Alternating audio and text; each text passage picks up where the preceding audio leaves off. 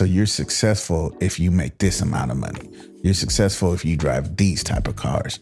You're successful if you live in this type of house or in this area, or you wear these type of clothes, or you get invited to these type of events. They're very tangible things, which I don't think that success should be based off of that.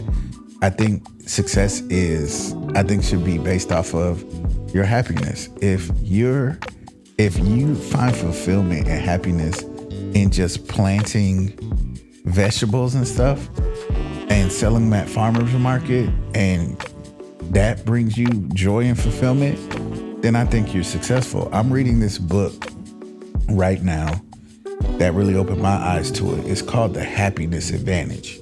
The author of the book is telling his story. He graduates from high school and as a dare applies to school at Harvard, has no expectation of getting accepted into Harvard. He gets accepted and he goes. He follows through with it and he goes, and he said he ended up there for like 11 years because he finishes undergrad. He stays there for his master's, and then he ends up being like a professor there. And he said what really worked for him was when he went, he just considered it such a honor, a privilege to be at the school. You know, he didn't look at it, and he started studying this in his students. And he was like, the ones that really valued the experience and really valued being there versus looking at the workload, and this is an Ivy League school and it's hard, they were the ones that were the most successful. The ones that focused on other things, they had the tough time there.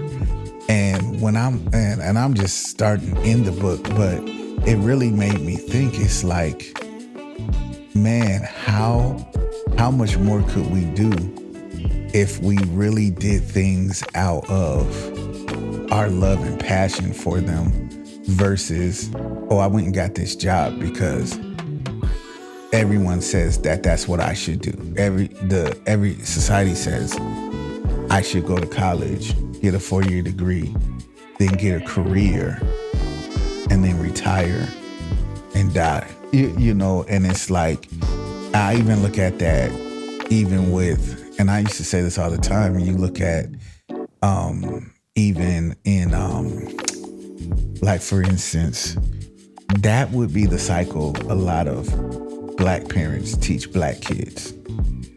And then you look at like, but what white parents teach white kids, it's still the same path.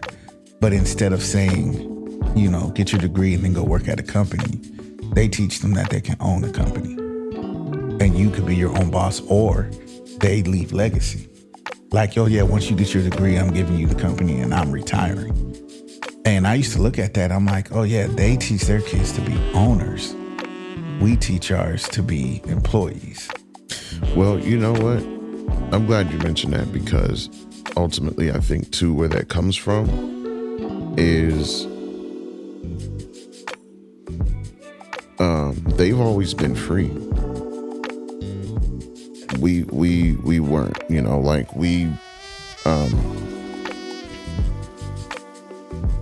a lot of how we raise our kids is fear-based. We just want you to be safe. And so a lot of times that comes with, we want you to take the safe route, which is going to school and getting a college degree and getting a good job, as our elders used to say, you know. I remember fighting with my family. I remember, they'll know what I'm talking about if they listen to this. There was was it Thanksgiving? Yeah, I think it was Thanksgiving 2012, if I'm not mistaken. I remember it was almost a year after I graduated college. And, you know, being back in Indiana, I remember Enterprise Rent-A-Car was looking for anybody who had a 4-year bachelor's college degree. because they're looking for managers. They're looking for leaders. And I guess I had some cousin, I don't know who his cousin is, but I guess he worked there and he could help get me on. But they were like, hey, here's the requirements though. You can have no hair on your head. You can have a fade, whatever. But in terms of locks, braids, afro, none of that. You got to be clean cut, and you can't have any facial hair. You can only have like maybe a slight mustache. In other words, you got to have the real corporate Carl look, right? Me, I had a lot of hair at that time. And I had a beard, like a full beard. And they were like, you're probably going to have to cut all of that. In my mind, I'm like, I ain't cutting nothing, you know, but I'll still apply for the job. I'll still apply. I'll still put his name down and this and that. And the conversation became like, hey, so it's almost like, hey, let's put a pin in that and let's actually put that on the board and let's stop here and focus on this point. And it was like 20 people in the room, and it became a conversation about me and what I was willing to do and not willing to do for this job. Because the reality is I'm one of the few in my family, my immediate family, I'm the only one that has a college degree. But, you know, in terms of, excuse me, uncles, aunts, cousins, I'm one of the few who has a college degree. So the older generation that comes before us, having a college degree is everything, especially in the Black community. Oh, you got a degree? Well, that means you can make more money. You can get this job. You can make, you know, you can make $50,000 a year. You can make $60,000.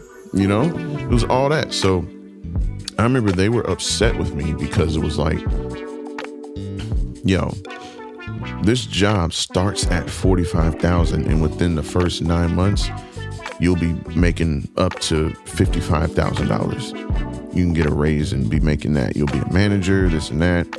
And there's so much room for growth. I'm just sitting there like, okay, cool. You know, keep in mind, I have a bachelor's degree in music and in recording arts, you know, from a very prestigious entertainment school.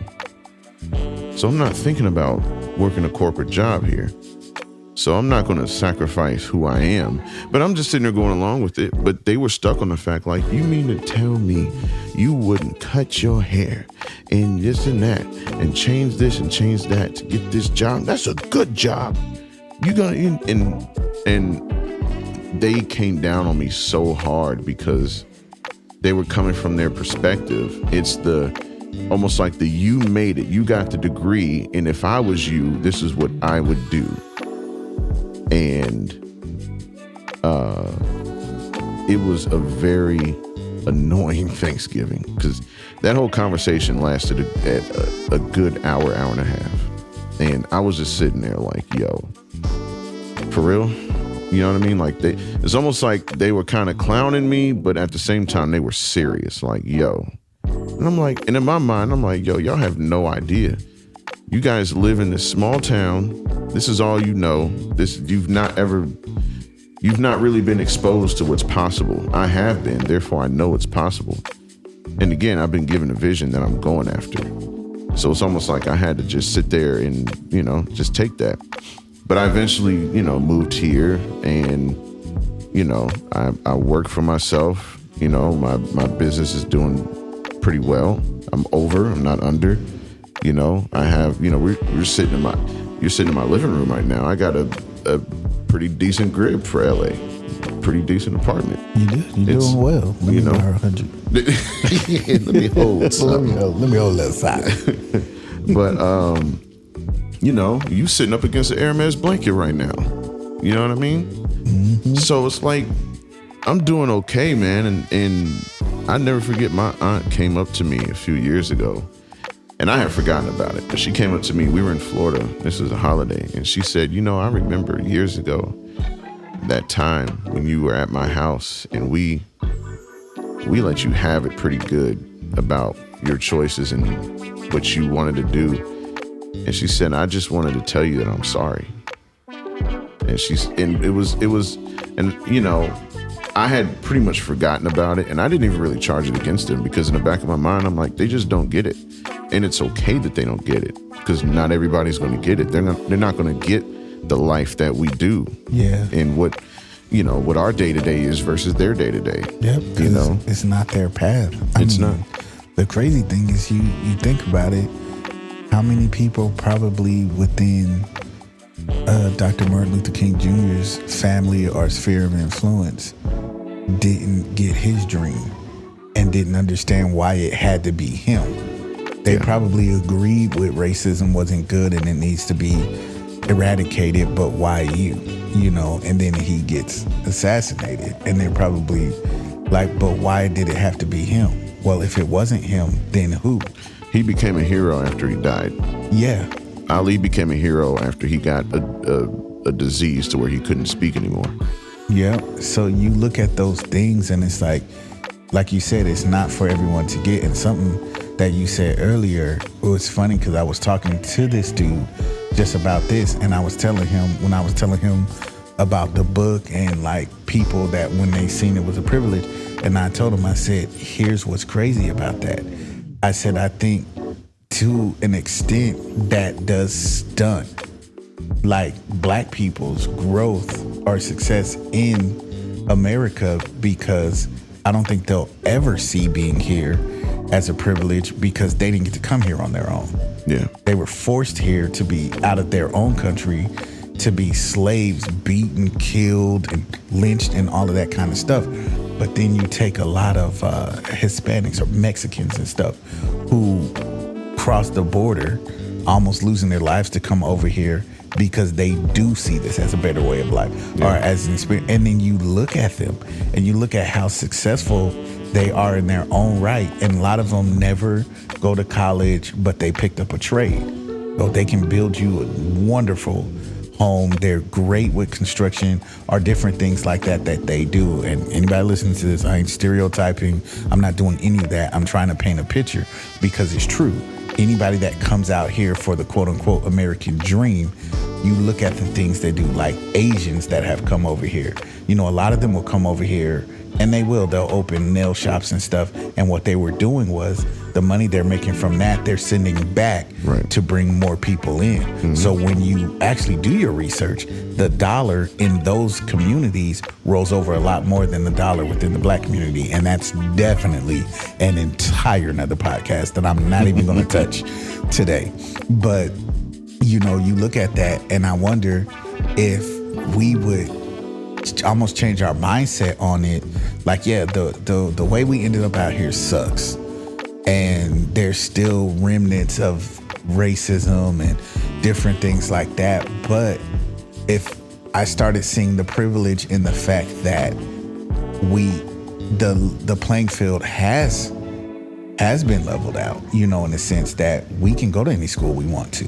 Yeah. We can get any kind of, we can be business owners, and we are business owners, and we are millionaires. And now we're owning, like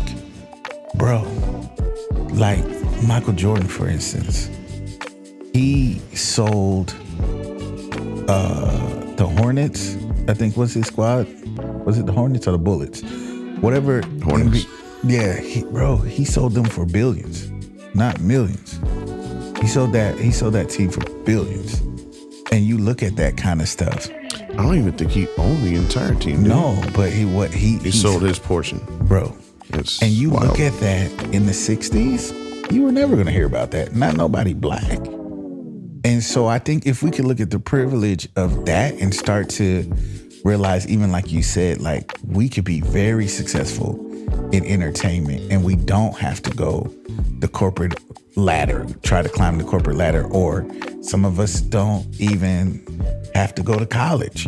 I really think there's a handful of professions you do have to go to school for. You can't just wake up and decide I'm going to be a surgeon. Not going to happen. Right. But I think there are things that, especially with social media and YouTube, there are people feeding their families and making really good money playing Call of Duty all day.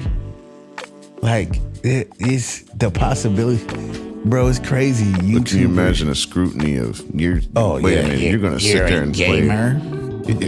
Telling your mom, I'm going to sit and play video games all day. Yeah, here's the check I got from TikTok. Yep. last month, like Casey Neistat. I think you probably look at how much he makes in a month, bro. And the social media company that he started, CNN bought. For millions. So it's like, I think if we can open our mind just to the privilege of, not necessarily it's a privilege to be in America, although it is, when you look at other third world countries that, I was praying one day and I was like, God, thank you for the privilege that I don't have to hide and worship you because somebody's going to kill me for being a Christian, that they do that message in other countries. Like, those are things, so when I say having a privilege, it may not be the privilege of being in this country, but the privileges that you have because you're here, the things that you have access to that other countries and other people don't, the technology that you have access to, that really you can write your own story. You can be successful. The fact that, even Andre 3000 can do what he's doing and decide, you know what, I just want to be a normal person. I mean, I believe that's what drove, what's his name, to do what he did. And a lot of people were like, we can't believe you turned down all that money. Dave Chappelle, when he did that and got ghosted. Yeah. You know what I'm saying? I think that was the same thing with him. He's like, I wanted a level of normalcy. I wasn't going to be controlled. I wasn't going to be for the love of money. Think about as successful as he is, and right now he's arguably the greatest stand-up comedian of all time. And it's on his terms. And where does he live at? A farm in the middle of nowhere in Ohio. Like in Ohio, right? Yeah. Yellow Springs, Ohio. And bro, because of that, because he stood his ground and did what he did, when that whole controversy happened with a statement he made on his Netflix special, Netflix backed him and literally told their employees, if you don't like it, you can quit. Because, and the thing is I think at that point people started to, we live in a day and age now where, for one, everybody has a voice because of social media. Therefore, everybody respectfully feels important. And so, and let's really be honest about something else too. When we see articles of people saying so-and-so is catching backlash from what they said, let's be real. It's 2 or 3 people who might actually really be saying something. But it makes a good read. It makes good clickbait. So they'll blow it up into something a whole lot bigger than what it is. And again, all that to say too, we live in an era where people can't wait to be offended. It's like they're waiting on the opportunity to be offended so they can have an opinion and express it. You know what I mean? It's like, it's I don't know. It's a different day and age, but at the end of the day, I think with that moment, people realize, and especially the people at Netflix, they know Dave and they actually sat and listened. And it's like, yo, you're offended by a man who has no malicious heart against what of course he made a joke about it, but at the end of the day, he's a comedian. A comedian's goal with every joke is to get a laugh. Right. Whether they swing and miss it or they knock it out of the park. To find the humor in everything. Exactly. But if we can talk about black people, we can talk about this and that. It's almost like there's some things that it's cool to joke about, and there's some things it's like, oh, don't touch that. It's like, well, look, if they can roast me and everybody laugh, they can roast you too. I thought we were fighting for equality here. Right. But you know what I mean? You want equality on your terms. Mm-hmm. You want it the way that you want it. And, it's... And Dave Chappelle said himself, go back and listen to all the stand-ups in this series that I did for Netflix. Listen to what I said. He said, I'm not... It's pretty much, he's like, my target wasn't you. I'm making the point. It's almost like he's making a deeper point, and it's like he's telling you what it is, but you choose not to focus on that. It's like he's saying, I love you, but these are issues I have with you. And you take that as, oh, you hate me. And it's like, no, the first thing I said was, I love you, but these are problems that we got to fix. But you're overlooking the overall bigger statement. you know. But you said something. We were talking about normalcy. This was something I was going to say earlier. You know, normalcy versus what people tend to call weird. I've been called weird my whole life. You know, but I've learned to be Scotch guarded, number one. Number two, something I always think about, which is imagine if everybody on the planet really took the time on a daily basis to seek God for their own identity and to live in that. Well, can you imagine a planet where everyone was really living fully and confidently in their own identity, like they knew who they were? What would be weird then? Nothing.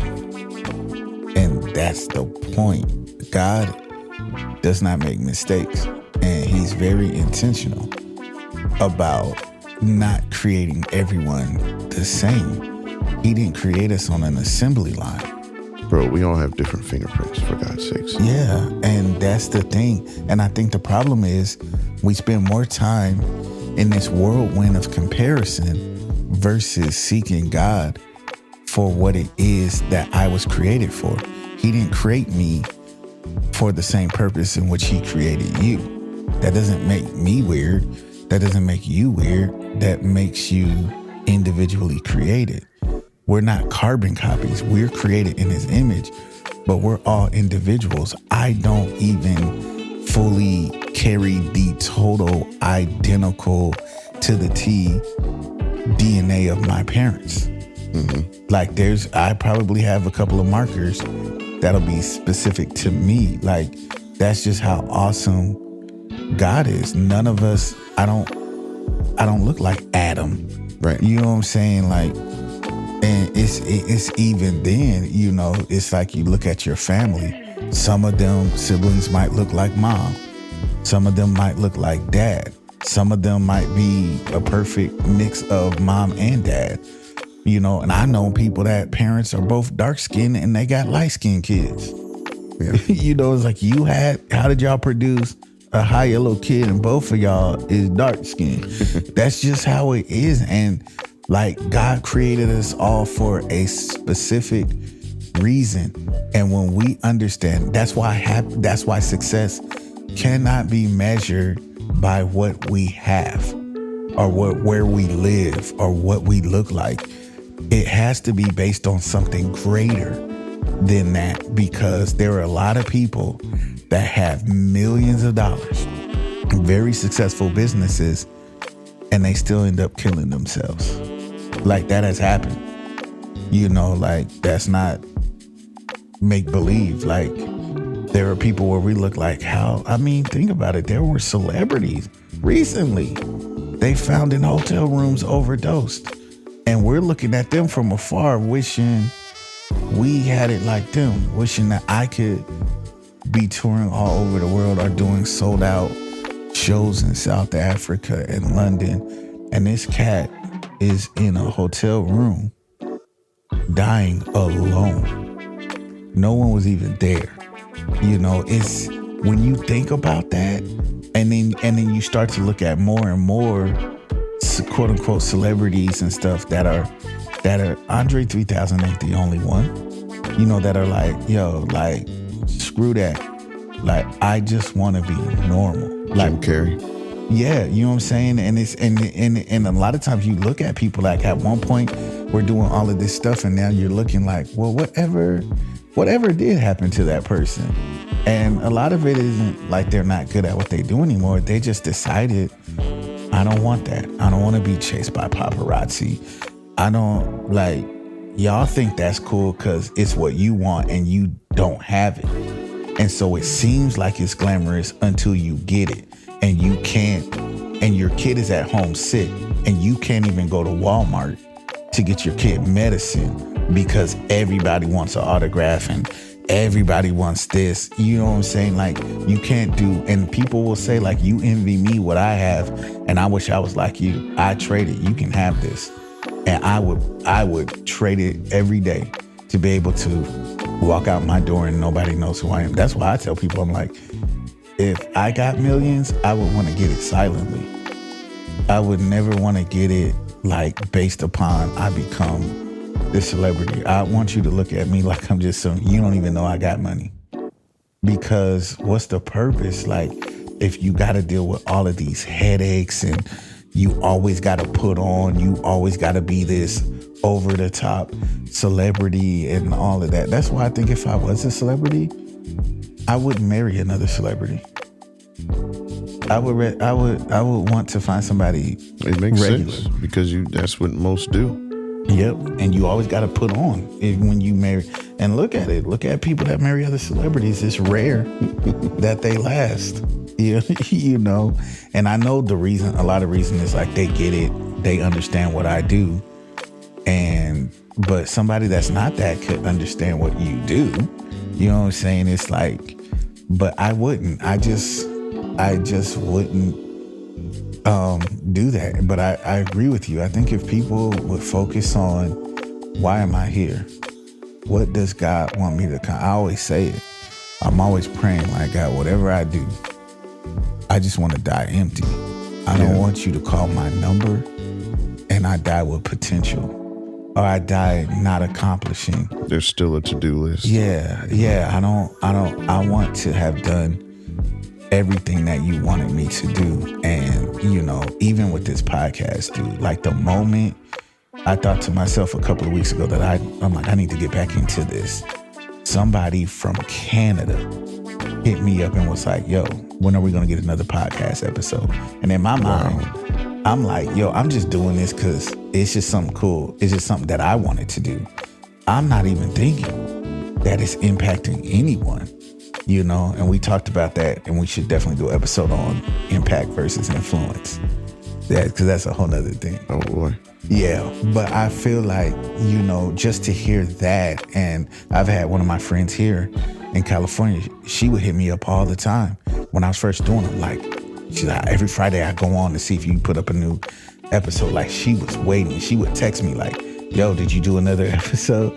And I actually need to hit her. I think she probably gets alert when they go up, but I probably will hit her up like, yo, I'm back to podcasting, by the way, you know. And people, they just find value in it. And that's my thing. My thing is every episode, I just want to leave a challenge. I want to leave you with a challenge, you know. And I think out of everything that we talked about today, that my challenge would be that, number one, find out what your purpose is. Why did God put you on this earth?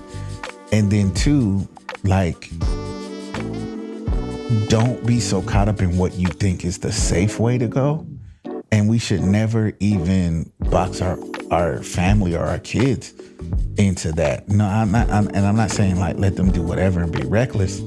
But if they have a niche or something that they're passionate about, like, what's the harm in feeding into that? You know, like even with music, I didn't go to a music school because when I graduated high school, it was still the whole go to college, get a career. Yeah. You know, I wasn't even told like, yo, you should go to music school. Now, when I got in college, like my sister-in-law and stuff, they were all like, why don't you major in music? But because of how I was programmed, basically, I was like, well, I already do music, so I'm going to go to school for computer engineering because I can make a lot of money. And it was that. I was driven by like... The music was simply a hobby. Exactly. And then it wasn't until I'm working at HP doing tech support for them, and then I start getting more and more music, and then I look at a DVD of Israel live in South Africa, and I told God then, sitting at my desk at HP, like, God, that's what I want to do. He immediately checked me and was like, well, if I open that door, could you do it? And I was like, no, I didn't have a passport. And I got a passport, and now we can talk about the countries that I've been to, you know. And that's what I'm saying. Once I figured out, and I think part of even my purpose is doing this, is doing the podcast, having these conversations to challenge people, to make people think outside the box.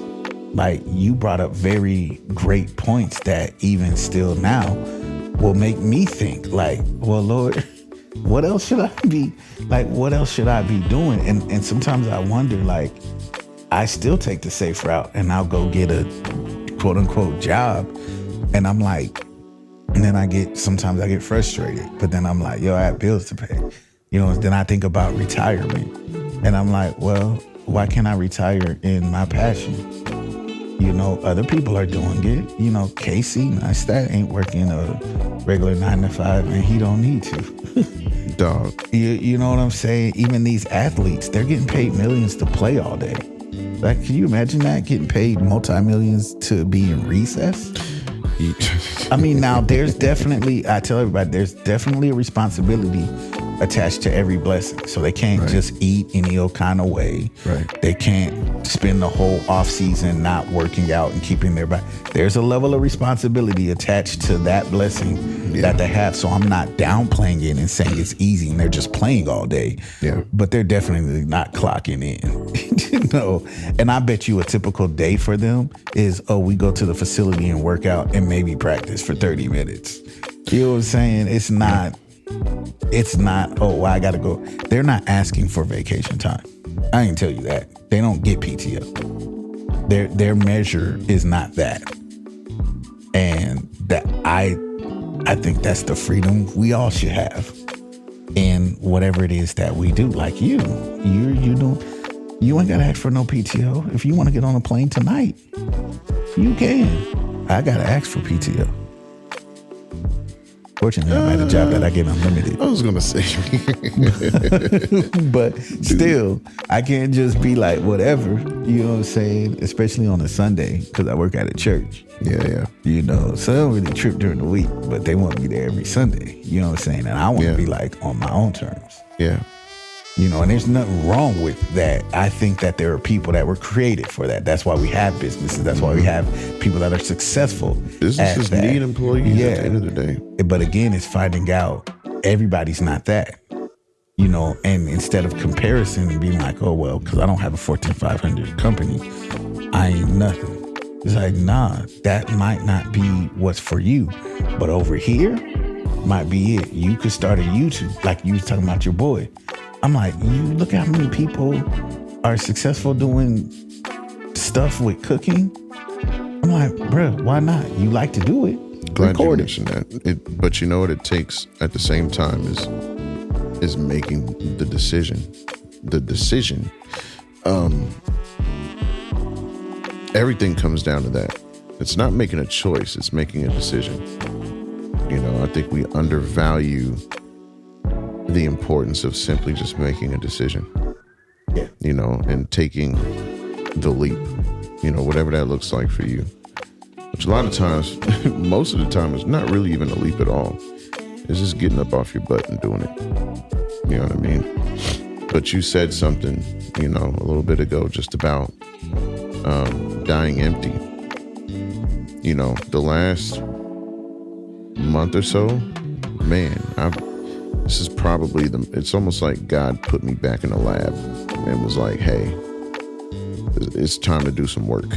You know what I mean? In terms of stuff that I didn't even realize was inside of me, stuff I didn't really deal with. You know, it's like he put stuff on my face and really made me look at things that I didn't think needed to be examined. Or either that or just things I forgot were even there. But, you know, it's been a rough last month for me, especially last week or so. I mean, as you know, I lost my grandmother yesterday. That was my last grandparent. But I think her death also has sparked something in me, you know.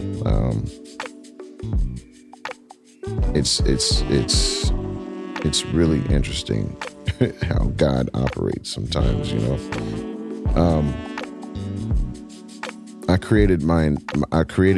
The name of my business is centered around that very thing of dying empty. My business is called 737 Until. And when people see it, most people ask, what is that? What does that even mean? And most people don't know, of course. I mean, it's very personal to me. But I was born on October 27th, 1988. I weighed 7 pounds, 7 ounces, and I was born at 7:37 in the morning. So my mother kind of coined me her number 7 baby, because there's a lot of things around my life and me coming into this world that involves a number 7 and the number 3. My favorite number my whole life was number 3. But I named it 737 until, basically meaning I was born at 737, and I'm a firm believer that the moment we're born, we're clocked in. Yep. Because a lot of us sit around and say, man, I'm just waiting on my time, I'm waiting on my moment. Your moment is the moment you were born. And the fact that you're here, you're in the game. Yep. You are in the game. Like, your moment is now. Your moment was yesterday. You know? We don't know if your moment is tomorrow, because we don't know about tomorrow. But we're all clocked in. We're all in the game right now. We're not on the bench. We are in the game. And so, you know, my goal is to die empty. And so I try to live my life that way. And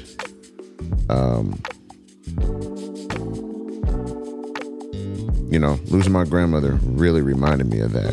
You know, I would have never guessed, you know, 10 days ago that she would be gone right now. I didn't expect that, you know. I just talked to her, you know what I mean? So her health really declined rapidly, which is why we lost her. But, you know, that's the, I wanted to name my business that as a reminder, as to say, it's just a reminder of the fact that we're clocked in. I'm clocked in. And the until is the until. Yeah. I clocked in at 7:37. Until God says it's time to clock out. Until. And guess what? We don't know when that is. Which is the part that's like, because we don't know when it is, you know, with my grandmother passing, my sister said, she said, I'm realizing that life is one long conveyor belt. She's like, and it just seems like we're all on this conveyor belt and we don't know who's going to drop off at any point. Yeah. You know? That's why I don't, you know, and this could be controversial to some, whatever. I don't believe in that whole die too soon. Like, I don't even say it. And I don't, because I feel like, why do we say that? Is it because we think that someone needs to live until 90 or beyond to accomplish everything? I feel like at the point you've accomplished what God wanted you to, then he's like, all right, let's go. So for someone to get that the moment I was born, I was clocked in, I'm on the clock, and they buy into that, if I accomplished what I was supposed to on this earth at 25, and God is like, well done, I ain't died too soon. I went when I was supposed to, you know? And I think that, and I get why people say too soon. And a lot of it is just because either we feel like they're young, or we feel like there was more, we maybe feel like, what else would they have done if they had more time? I think I just understood why. It's because, guess what? Because we're in physical form, we live in the realm of time. Yeah. Heaven and God doesn't. You know what I mean? Yeah. God and the kingdom of God, you know, his heaven, time doesn't exist. Yeah. So, of course, our standards is 25. Some people look at 55 as young. Yeah. Some people look at 65 as young. Yeah. It's all relative, you know what I mean? But it's relative to time. And that's an interesting concept in itself. Yeah. And it's crazy because, though, if you really stop and look at these people that we say die too soon and look at what they accomplished, you would probably be like, dang, Aaron Spears. I guarantee you people are like, he died too soon. Yeah. Look at his resume. Look at the stuff he did. Look at the countries he went to. Look at the people he impacted.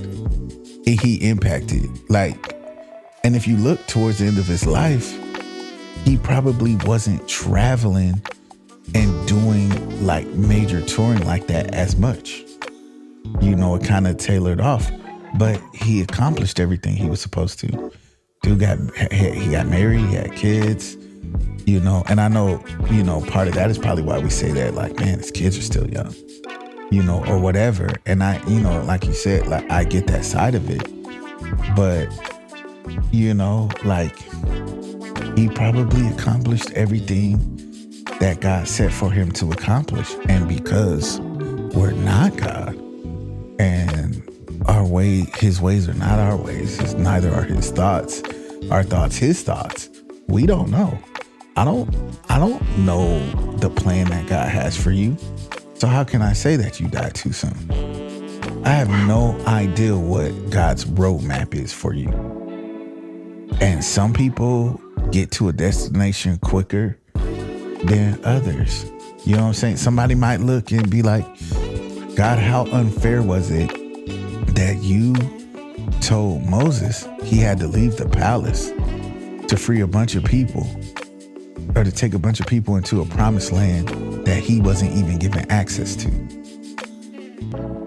Yeah, but then your measure is then on earth. He didn't need to make it into the land of milk and honey. He made it into the kingdom. Now, if you don't think he's in heaven, he sent an angel to fight for his body. Yeah. Like, you know what I'm saying? Like, let's be real. Yeah, maybe he didn't. So maybe you don't make it into Hollywood or these different places, but you make it into the Lamb's Book of Life. You know what I'm saying? It's like, if we understand that we don't know how much time we have, I think you handle it a lot different. You would handle it a lot different. If I knew that I didn't have that much time left, you know, that's why you look at people that are told like, oh, you only got this much time to live.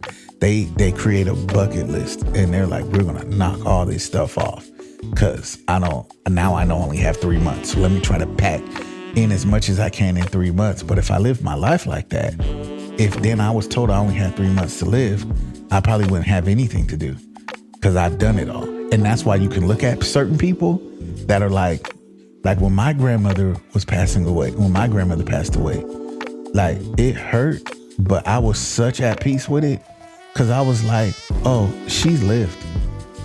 And the only reason she's going up out of here because she ready. She ain't gonna fight it.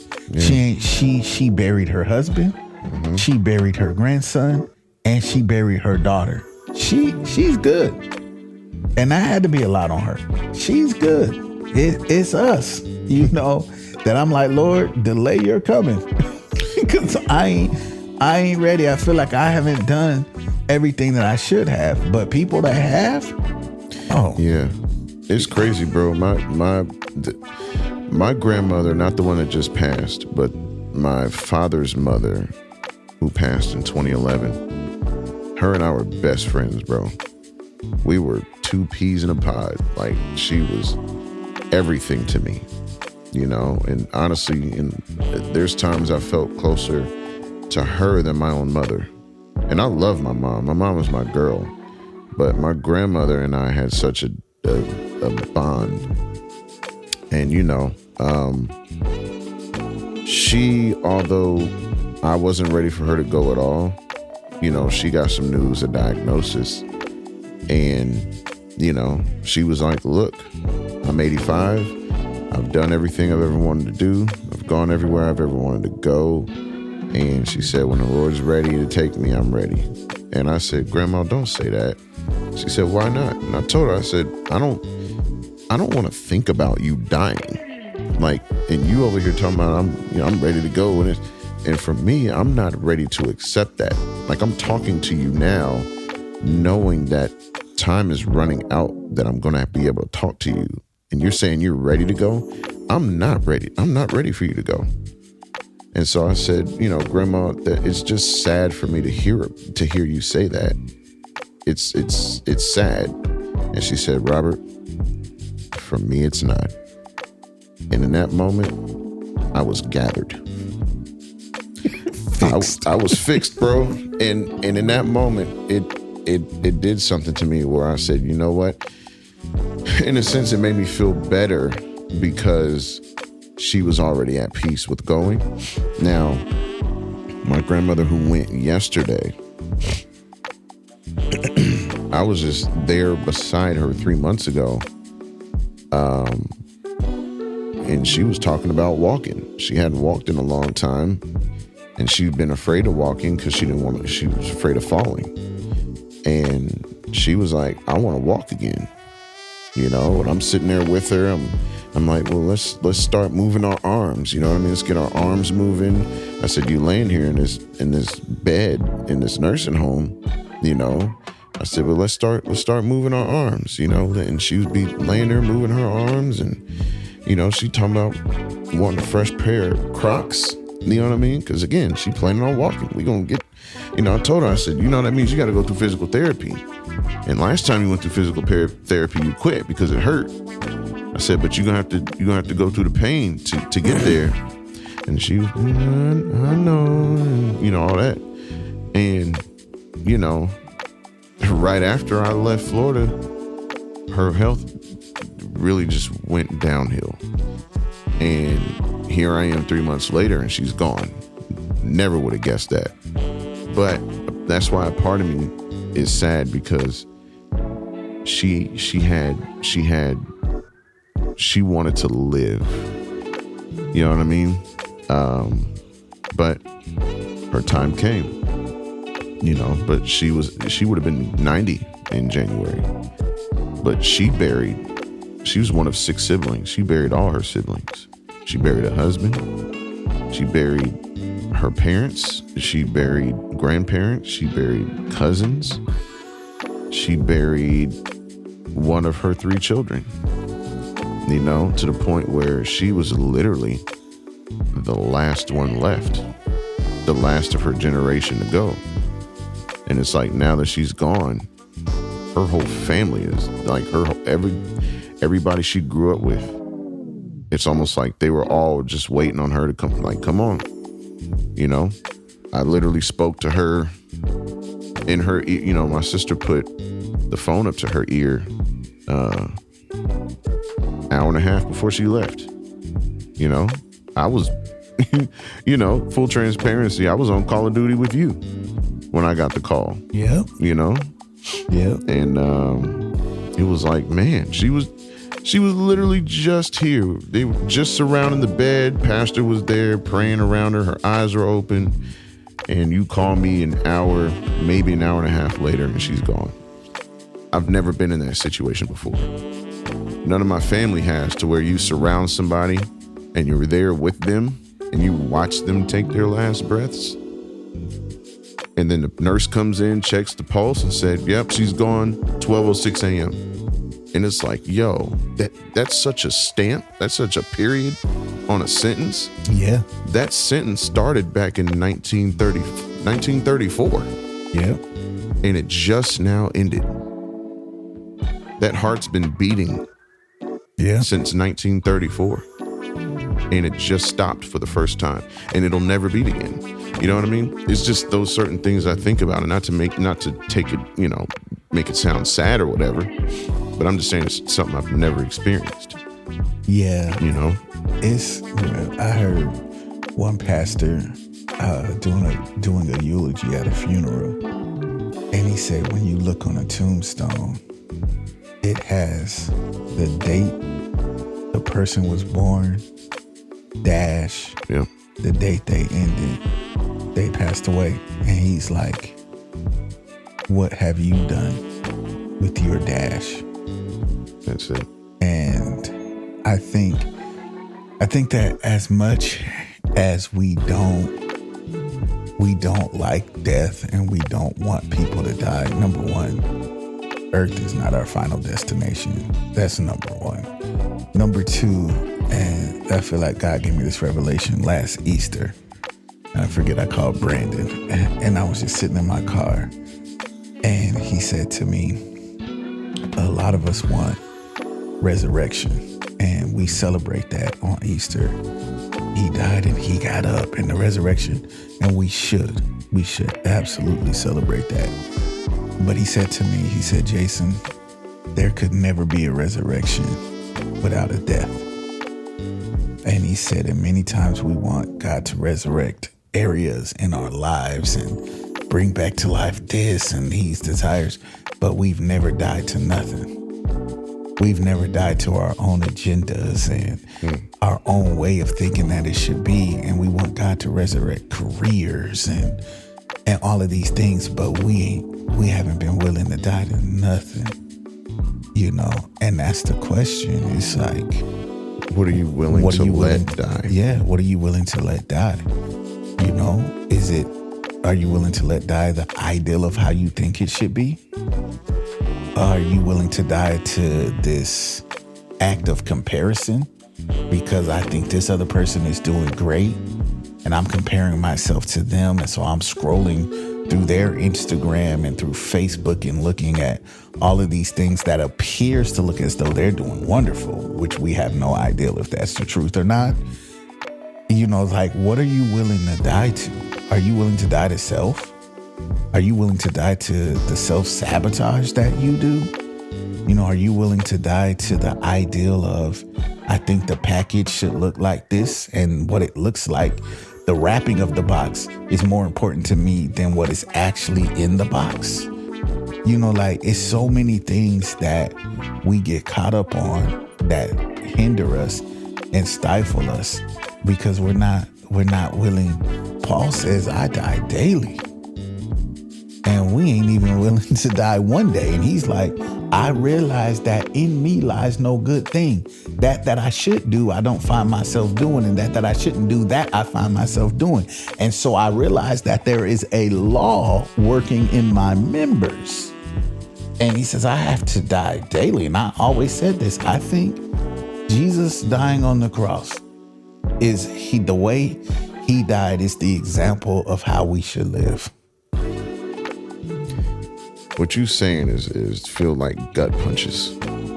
Feels like Ali punching, and that's just my full transparency in the moment. Yeah, bro, that's real. And I'm sitting here thinking like, man, for a lot of not to open up this can, not to even crack this door open. Some of y'all spouses are on the other side of something dying in you that you don't want to let go of. There's people who have expectations or ideologies or this is just the way I am. Okay, cool. But just know that comes with a cost. And the cost is sometimes stuff that you want that you're not going to get unless that part of you dies, Yeah. When it comes to marriage, I feel like I learned more about what it means to be a husband within the last year than I have the 5 years I've been married, and understanding really what my role is, and understanding, and that can get controversial too, because, there's marriage in, what we as Americans think that marriage is. And then there's marriage in which the person who created marriage is.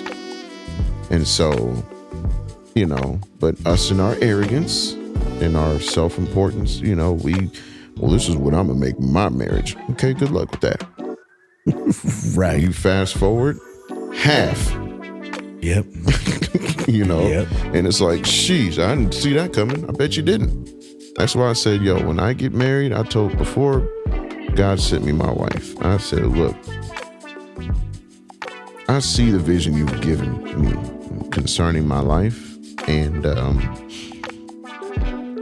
from what I see, I will not have time, and I don't have time now, nor the care for divorce and all that mess and just things of.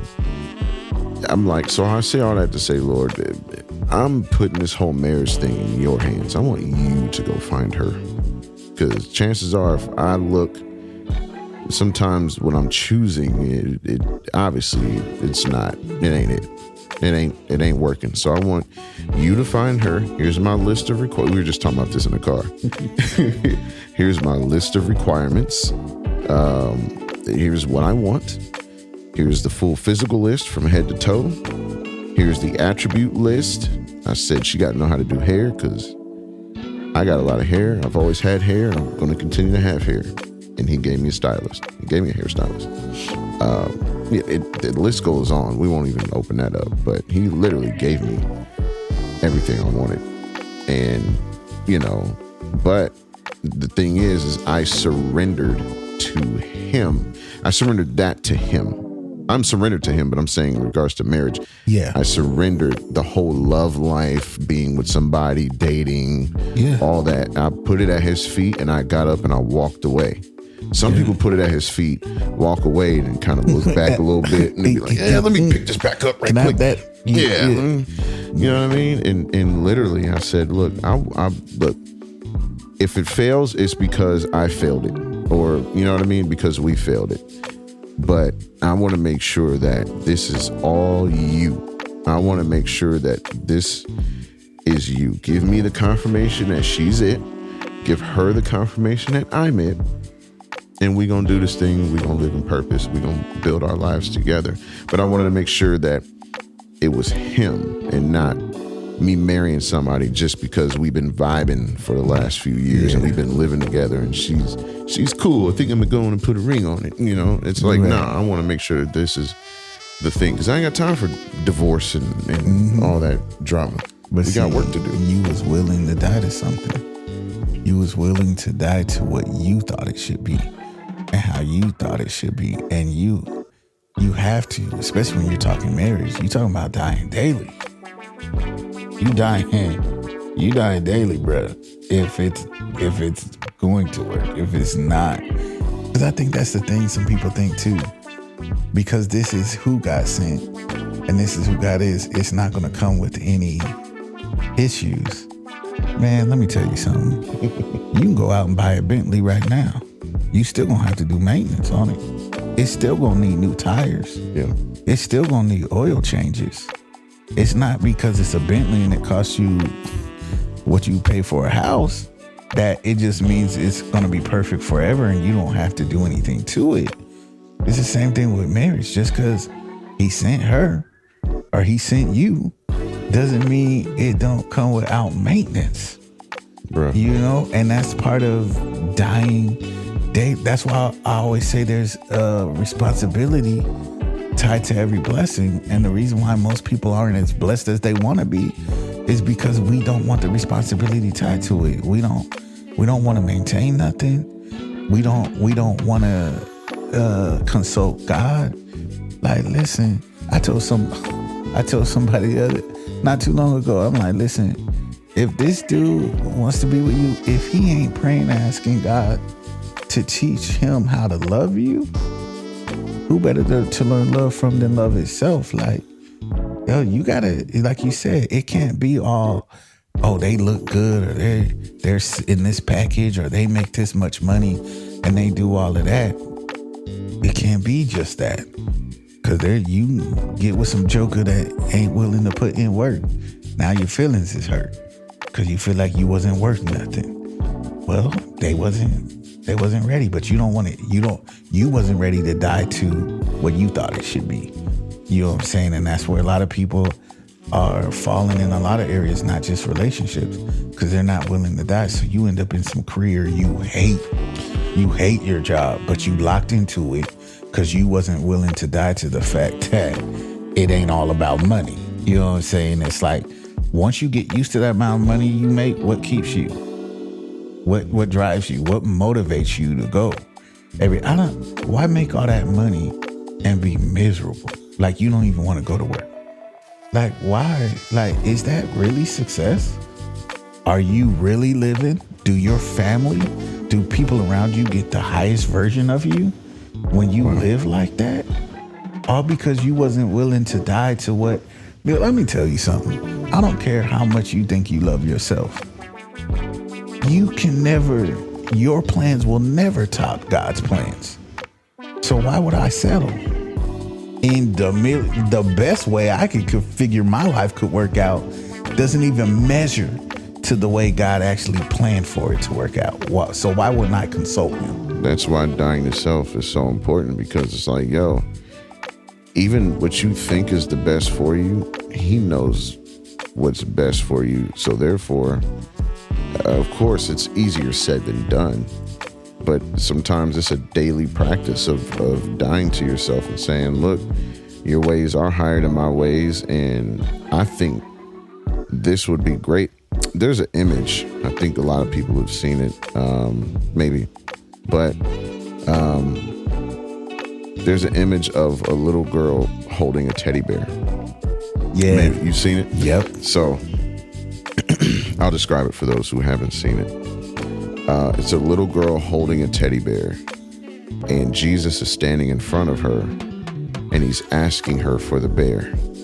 And she's crying because she doesn't want to give the bear up, because that's her teddy bear. It's the bestest teddy bear in the world. You know what I mean? She don't want to give Jesus that bear. And he's saying, give me the bear. She's crying. She don't want to give that bear up. But behind Jesus's back is an even better bear. It's a bigger bear. And the thing is, it's like, man, you don't want to give up that bear because it's what you saw as best for you. And at the end of the day, he's got a bigger bear behind his back, you know. But that's an example of what it means to die to yourself. That's an image of literally dying to what you want.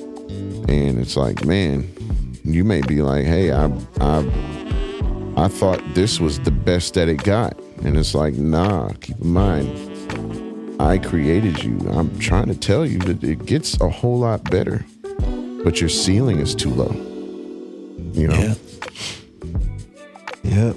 But yeah, I'm gonna say this joint's almost 2 hours. I don't know if I'm at the level of people listening to me that long. Might have to split it up. But we'll end with this. I'll never forget, one day I was at church, after church. There was this lady that was the worship pastor at the time, Kimberly Maxwell. And her and I were standing in the parking lot talking one Wednesday night after church. And she was telling me that she had went to Africa once with this pastor. And she said that while they were out there, they were in this service. And she said she never forgot that out there, I think the pastor out there was saying, like, we don't have faith like you all do in America. These people, they don't believe God for houses and cars and things like that because they've never had that. They've never had things like that. So that's not what they believe God for. They believe God to just live their lives in a way that they'll make it into the kingdom. So if they never get a house, if they never get riches, as long as they lived their life how God wanted them to so they can see him again. When she told me that messed me up. I went home, bro, and I was done. And I literally woke up the next morning in tears. And at that moment, I hadn't really done like the stuff that I wanted to do. And I sat up and I told God, I said, God, if I never toured, if I never record a record, if I never win a Grammy, if I never do anything like that, I think would be a measure of success. I said, God, as long as I live my life in a way to hear you say, well done, I'm satisfied with that. Bro, I kid you not. After I said that to him, that same day, I got a phone call from an actual record label person that was calling me to get my information and they bought me a plane ticket to fly out that day to go to Atlanta, Georgia, to record drums on this lady's album. Actually, funny enough, I'll tell you who it was. Not to name drop or anything like this, because this was some years ago. It was to record a record for Juanita Bynum. So I had to sit in the studio with her. Like, out of nowhere. And it was like in that moment, I died to what I thought it should be. I died to the fact that if it didn't happen, God was still good. There was nothing wrong with God. It was just not his desire for me. When I died to myself and what I thought it should be, then he opened the doors. Because then he said, now I can give you this and you have this, and it doesn't have you. So the question is, as we're ending, because I like to leave a challenge, what haven't you died to yet? And what might be hindering the things that you've really been asking God for, because you haven't been willing to die to the fact that if it doesn't happen, I'm still good. Paul says, I've learned to abase and abound. I've learned how to be up. I've learned how to be down. I've learned how to have little and to be content with having much. Like, if you can't do that. If everything has to be like, I have to have this and it has to be this way, do you have it or does it have you? You know, what have you not been willing to die to that has stifled your growth and where God really wants you? So I would say it might be some time to go in your closet and reflect. And I don't say it to you because I got it all figured out. We ain't perfect. We're just sharing a little bit of our story. And I'm just saying, like, I might have to go back into my closet and be like, all right, God, I think I was cool at this point. But if I find myself now back triggering into that, like, God, fix me. Like, I die daily. And when we can understand what we're here for, and some of you need to ask that too. God, what is my purpose? What have you, and then die to what you think your purpose is.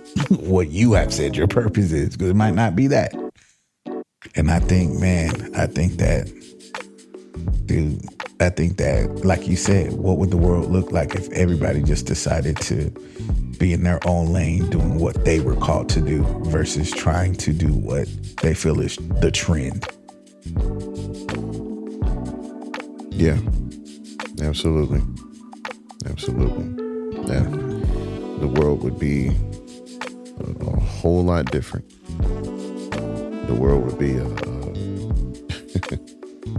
man, I honestly couldn't imagine it. But yeah, that's an amazing place to end it. Yeah. Well, thank you all for listening. I hope this blesses you. I hope you learn something from it and causes you to self-reflect. And one of the greatest things you could have is self-awareness. That being said, we out. Yes, sir.